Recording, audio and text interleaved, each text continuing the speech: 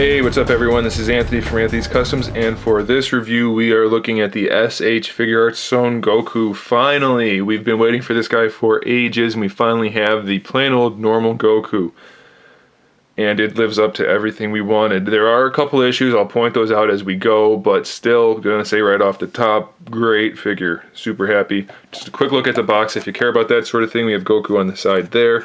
Standard window packaging on the front. You can see his pixelated face there, dot matrix style, and then some posing options. Oddly enough, they don't have the Kamehameha on the back of the package. They normally do that kind of thing, but they don't.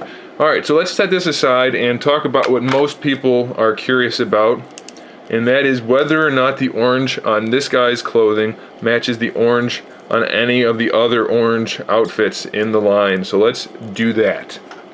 So first, odds are it's closest to Krillin since they came out about the same time. Obviously not the same time, but same time period, most closely connected. So let's see.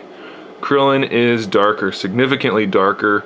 Well, not significantly, but he is definitely darker, enough to notice. So Krillin is darker, and he's the darkest out of all of them. Let's check against the standard Super Saiyan, not even close. This one's much more yellow than orange, like this guy is. Their blues are strikingly similar, but the yellow part not even close. I suppose we should take a look at Krillin's blues. Krillin's blues are a little bit darker as well. And then lastly, we have the Super Saiyan Goku from Comic-Con. They are really close to the same orange. Not quite. This Goku's is slightly lighter, slightly more vibrant, but they're really close. Of course, his belt and wristbands are purple, so we can't compare those. And his blue is a little bit more dull and slightly darker. So it's not quite the same as any of them. However, it looks really good. If I wasn't comparing the oranges, then I would have no complaints at all about the color scheme because it just looks exactly the way I want it to. I'm really happy with it. Sure, it could be a little bit darker. I'm pretty sure it was darker in the anime. So maybe this is more manga accurate. I haven't checked. I'll probably throw some images up on the screen right there so you can see. But like I said, the figure itself, standalone, looks great. Definitely the iconic Goku. No problem with it at all. One person pointed out that it looks like there's missing hair here. And it's not really. There's obviously in the anime or in the drawings, he's got some small strands that pop out, and that would fill that area a little bit. So I can see why it looks like it's missing, but it really looks fine, no big deal. So he stands a little, just about 6.5 to the top of the highest point of his hair, and he is generally the exact same mold as this Goku. Really not too much difference in anything there. As far as I can tell, it's exactly the same. The only thing that might be different, and let's take a look at this right now. I haven't had a chance to do this yet. I think the elbows might be slightly re-engineered, but now that I'm looking at it, I think they're not. I think they're exactly the same in terms of how they're made. The shoulders are exactly the same. Everything looks to be exactly the same. So the only difference in height, obviously, is the hair. Only difference in design is that he has obviously a different head and he comes with different hands. So let's take a look at the hands and everything else.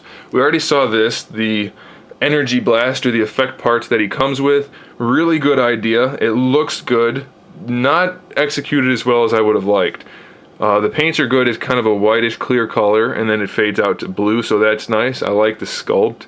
I don't mind that we have to put it together, fitting the specific shaped pegs into the specifically shaped holes. That's all fine. The problem comes into how he holds it. It's got finger holes in there for him to put his fingers in. They don't fit very well. So it doesn't fit in his hand nearly as well as I would have liked. And then the other problem is that when you do put it in his hand that way, the blast parts that are kind of shooting out there get in the way. You can't get it where you want it to go because we have mostly an open side here, and that should be the side that's up against the body, but it's not. It's the opposite. That's the side that points out. So when you're trying to pose it, putting his hand where it belongs is kind of a problem. I would suggest you just do like me and put it in his hands, and then even if you have to, you can put his fingers around one of these pieces, and he can hold it just fine like that, and probably just ignore those finger holes. That's my guess. Or my opinion, I should say. So that's the blast effect part. Let's look at the hands. These are not the hands he comes with in the package.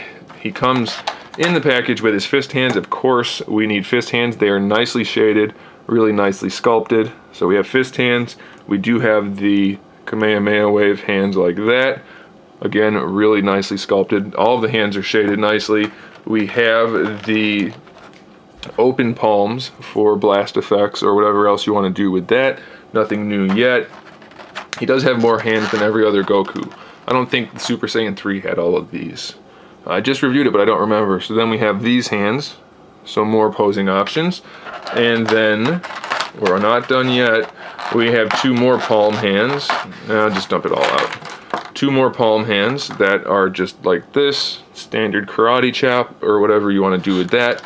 And then the instant transmission hand, which we have seen before, but still important. We also have a total of 5 different faces. So we have the standard face. Nothing, no expression, no emotion. It looks just like Goku, exactly how I want it to look. I'm very happy with that. Then we have the yelling face. They might have overdone it with the pink just a little bit. It's a little bright, but that's okay. It doesn't look too bad at all. So that's the yelling, like he's getting ready to fire off his Kamehameha. That looks good. Then we have the smiley face, kind of like his chuckly head that he always does, these comical type things, so that's good. We also have, let's see which one, this one, another comical type one, like he's scared or startled or Chi-Chi's yelling at him, something like that. Again, looks really good. And then lastly, we have the smiling face, the happy general blank face, but still kind of happy, not completely blank. So 5 good faces, all definitely usable, lots of interchangeable hands. How many in total? Let's see, 2, 4, 6, 8, 10, 11 hands in total. Very nice. We do only have this hair. It does come off here, so you can swap out the faces, but there's no need to do that now because there's nothing to replace it with. In terms of articulation, the head is on the ball hinge. I'm not going to pop it off because you've seen it a dozen times. Standard ball hinge has a peg that goes into a head, into the head, and then it has the hinge and the ball. So any kind of posing you want to do, you will be able to do. The neck is on a ball, but again, just like on the other Gokus, not that usable. It's really, really stiff. You can loosen it up, but even then the range of motion isn't great.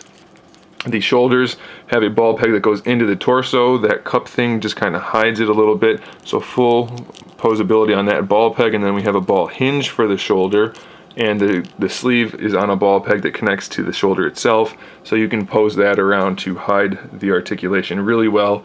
Good range of motion. That's as high as it'll go directly to the side, but of course if you rotate it, you have full range of motion, no problem at all. Bicep swivel here. We do still have this shoulder thing that's going on. I wish they would have gotten rid of that, but it's not a huge problem for me. We have a double jointed elbow. It has a hinge here and here.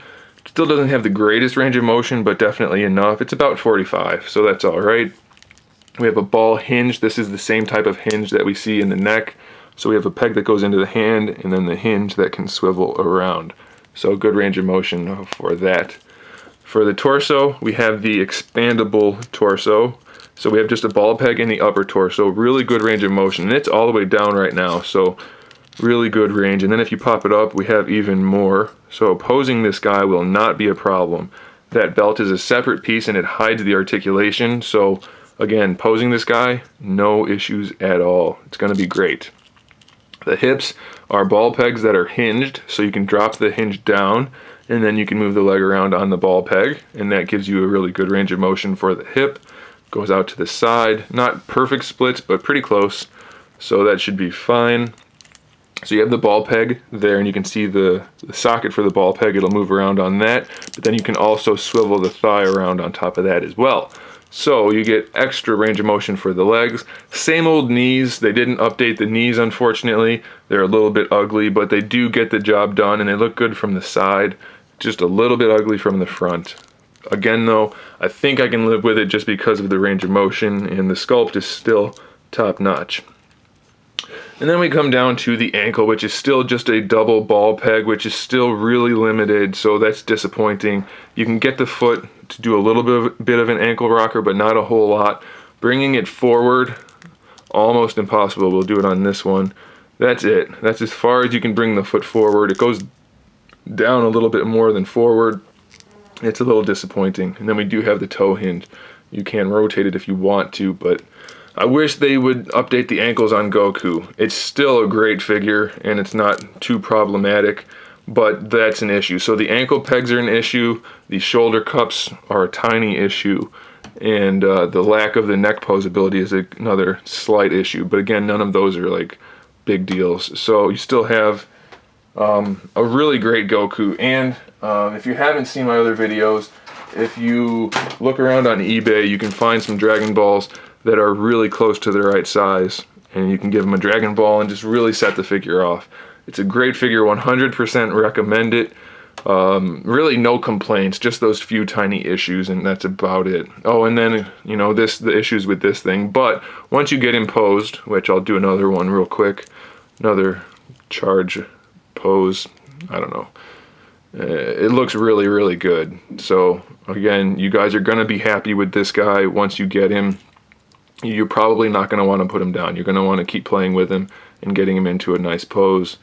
Something like that. I don't know. It looks really good on display. So 100% recommend it. Go get it if you haven't yet. You're gonna be happy. Thanks for watching, guys. Stay tuned for more figure reviews, custom figures, and other good stuff. And in the meantime, keep collecting.